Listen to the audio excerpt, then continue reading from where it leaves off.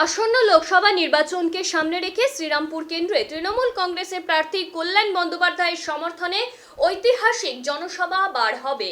Bargachhia hospital মাঠে কল্যাণ বন্দ্যোপাধ্যায়ের সমর্থনে মাননীয় মুখ্যমন্ত্রী মমতা বন্দ্যোপাধ্যায় দুপুর 1:30 নাগাদ সভাস্থানে এসে পৌঁছাবে বলেই জানা যাচ্ছে।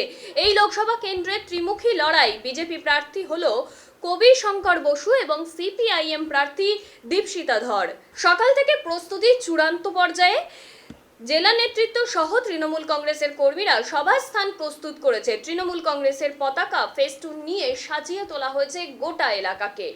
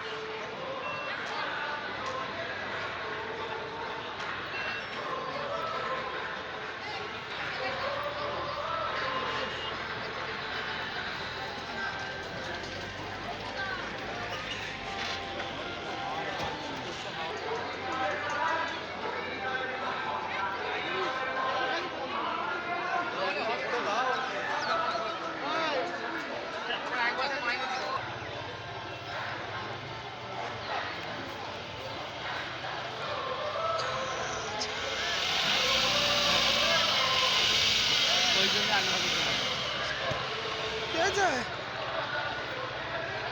দুটো